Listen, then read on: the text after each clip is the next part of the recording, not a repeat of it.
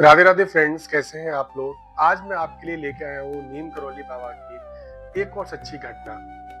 एक बार की बात है, शीतकाल का समय था, ठंडी हवा चल रही थी और नदी के किनारे एक बुजुर्ग बाबा फटे हुए कंबल में बैठे कांप रहे थे। उनके पास खाने को कुछ नहीं था और पहनने को भी सिर्फ एक पतला टूटा हुआ कंबल था। नीम करौली बाबा वहां पहुंचे और बाबा की हालत देखी। बाबा ने मुस्कुराकर कहा, पुत्र, तुम्हें ठंड नहीं लग रही क्या? नीम करौली बाबा ने कहा, बाबा मेरा कंबल तो है। वह बुजुर्ग साधु बोले, नहीं बेटा, तुम्हें ठंड लग रही है, तुम ले लो मेरा कंबल। यह सुनकर नीम करौली बाबा बोले, लेकिन बाबा आपका कंबल तो फटा हुआ है, इससे आपको ठंड लगेगी। बूढ़े साधु ने कंबल उन्हें पकड़ाया और कहा, जो देता है वही बचाता है, इसे तुम ले लो। नीम करौली बाबा ने जैसे ही कंबल हाथ में लिया, वह कंबल अचानक चमकने लगा और थोड़ी ही देर में आग की तरह जल उठा।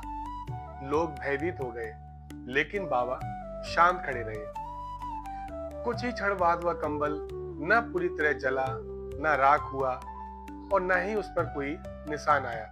वह ऐसे था जैसे अभी अभी नया बना हो। बूढ़े साधु मुस्कुराए और कहा, कंबल तुम्हें देने का अवसर मुझे मिला, लेकिन यह कंबल किसका है यह तो अब सब समझ ही गए होंगे। और अगले ही पल वह साधु वहां से गायब हो गए। लोगों ने माना वह साधु कोई दिव्य शक्ति होंगे।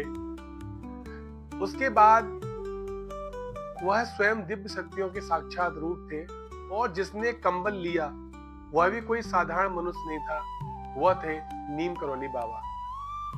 इस कहानी से हमने क्या सीखा कि दान हमेशा ईश्वर के हाथों से होकर ही आता है। साधु जब दान करते हैं वह साधारण दान नहीं होता।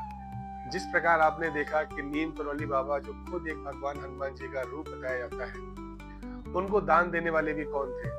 तो किस प्रकार जिन लोगों ने उनको देखा